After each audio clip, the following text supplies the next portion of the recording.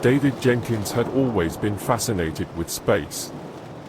As a child, he would spend hours gazing up at the stars, dreaming of one day exploring the cosmos himself. He was a gifted student and excelled in math and science, so it was no surprise when he decided to pursue a career in astrophysics. David worked tirelessly to achieve his dream of becoming an astronaut.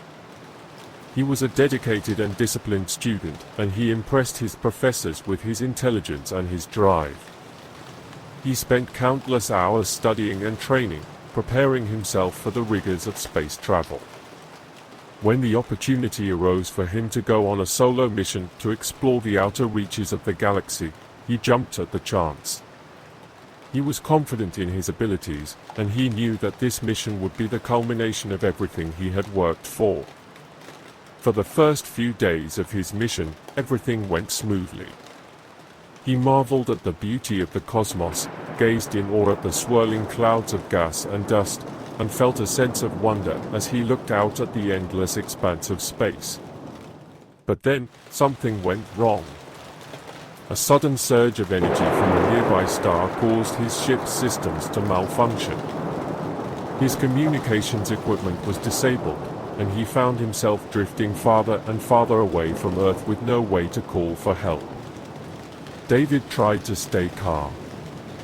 He knew that he had been trained for any situation that might arise, and he believed that he could make it through this. But as time passed, and his supplies began to dwindle, fear started to set in. He was alone, adrift in the void, with no way of knowing if anyone would ever find him. And as he drifted through the darkness, strange things began to happen. At first, it was just little things. He would see shapes and shadows outside of his ship's portholes, things that he couldn't explain. Sometimes he would hear voices, whispers that seemed to come from nowhere, and other times he would feel as though he was being watched. But then, the really strange things began to happen. He started to have vivid dreams that seemed to be more real than reality itself. In these dreams, he would find himself standing on the surface of a strange planet, surrounded by a dark, brooding sky. The ground beneath his feet was slick with an oily black substance that seemed to writhe and twist like living things. He would hear the sound of something moving in the shadows, something that slithered and slid along the ground. He would feel a presence, something that watched him with unblinking eyes from the darkness. And then, he would wake up, his heart pounding, his hands shaking, and his mind filled with a sense of dread. But the worst was yet to come. One day, David woke up to find his ship surrounded by a strange, glowing mist. It was unlike anything he had ever seen before, and he knew that he had to investigate. As he stepped outside of his ship, he felt a sudden jolt of electricity run through his body. He could see the mist swirling around him, and he could hear the sound of something moving within it. He tried to back away, but the mist seemed to come alive, wrapping around him like a snake. He could feel the cold tendrils of mist reaching into his mind, probing his thoughts, and sapping his will. He screamed in terror, but no sound escaped his lips. He was paralyzed, helpless, trapped in the embrace of the mist. And then, all at once, the mist began to pull him in. He fought with all his might, but it was no use. The mist was too strong, and it dragged him into the darkness. David's body felt weightless, as though he was floating in a void. He couldn't see anything, but he could feel a presence all around him, something that was vast and ancient, and utterly beyond his comprehension. As he drifted through the darkness, David became aware of a voice that spoke in a language that he had never heard before, a language that seemed to be made up of colors and shapes, rather than words. At first, the voice was just a murmur, a whisper that he could barely hear. But then, it grew louder, and David could feel it resonating in his bones. The voice was asking him questions that he couldn't understand. But he could sense that the questions were important, that they held the key to some great mystery. David tried to answer, to communicate in some way, but his voice was gone. All he could do was listen to the voice as it asked its strange and unknowable questions. As the voice spoke, David became aware of something moving around him. It was a shapeless thing, massive writhing tendrils that seemed to move in time with the voice's words. The tendrils moved closer to him, and David could feel them touching him, probing him, exploring every inch of his body and mind. He could feel them taking his memories, his hopes, his fears, and his dreams, tearing them apart and reassembling them in new and terrifying ways.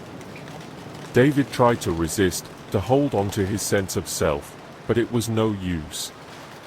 The tendrils were too strong, too insistent, and they began to pull him apart, piece by piece. As he was torn apart, David felt a sense of despair wash over him. He had always thought that he was strong, that he could handle anything that the universe threw at him. But now, he realized that he was just a tiny speck in a vast and uncaring cosmos, and that there were forces at work that were beyond his comprehension. And then, all at once, the tendrils released him. David felt himself falling through the darkness, and then he hit something hard and unforgiving. When he opened his eyes, he found himself standing on a desolate, alien landscape. The sky was black, but not like the sky he had seen before. This was a blackness that seemed to go on forever, blackness that was so complete that it seemed to suck the light from his eyes. The ground beneath his feet was rocky and uneven, and there were strange, twisting plants that seemed to grow from the rocks. In the distance, he could see mountains, jagged and foreboding, and he could hear the sound of something moving in the shadows. David realized that he was no longer alone. There were shapes moving around him, shapes that were twisted and malformed, like something out of a nightmare. They seemed to be aware of him, and he could feel their eyes on him, watching him with a hungry, malevolent intelligence. David tried to run, but his legs wouldn't obey him. He was trapped, alone on this alien world, with no hope of escape. And then, as he looked out into the darkness, David saw something that filled him with a sense of dread. There was a glow, a faint but steady glow, and he knew that it was coming from his ship. He realized that he had to get back to the ship, that it was his only hope of escape. But as he stumbled towards it, he could feel the eyes of the creatures on him, and he knew that they were waiting for him. David's heart raced as he ran towards his ship, his eyes fixed on the faint glow that emanated from its hull. The creatures were getting closer, their twisted forms moving with an unnatural swiftness that defied all reason. As he drew closer to the ship, David saw that the glow was flickering, and he felt a sense of panic rising in his chest. The ship was damaged, and he didn't know if it could still take off. He reached the ship and scrambled up the ramp, his hands shaking as he fumbled with the controls. The creatures were almost upon him now, their claws scrabbling against the metal hull. David hit the ignition switch, and the ship roared to life, lifting off the ground with a shuddering jolt. The creatures screamed as they were left behind, and David breathed a sigh of relief. But as he looked out of the cockpit window, his relief turned to horror. The landscape was changing, twisting and distorting like something out of a nightmare. And in the distance, he could see a gaping maw, black hole that seemed to be pulling everything towards it. David tried to steer the ship away, but it was too late. The ship was caught in the gravitational pull of the black hole, and David felt himself being pulled towards the event horizon. As he hurtled towards the blackness, David could see something beyond it, something that filled him with a sense of dread. It was a city, a sprawling metropolis of twisted spires and tortured souls, a city that he recognized from the stories he had heard as a child. David had been raised in a religious household, and he had been taught about the existence of hell, a place of eternal torment for the damned. But he had never believed in it, had always thought of it as a fairy tale. Now, as he hurtled towards the black hole, he realized that he had been wrong. Hell was real, and he was about to enter it. As he crossed the event horizon, David felt himself being torn apart, his body and soul being ripped asunder by the forces of the black hole. And then, all at once, he was through, hurtling through a vortex of fire and brimstone. He emerged from the vortex onto a landscape of endless suffering. There were souls writhing in agony, their flesh melting from their bones, and demons leering at them, tormenting them with whips of flame. David tried to scream, but his voice was lost in the cacophony of screams and moans that filled the air. He stumbled forward, his feet sinking into the molten ground, and he felt a sense of hopelessness wash over him. He was trapped in hell, with no hope of escape. And as he looked up, he saw a figure looming over him, a figure with a horned head and a cruel, twisted smile. It was the devil himself, and he had come to claim David's soul. David realized that there was no escape, that he was doomed to an eternity of torment in this place of endless suffering.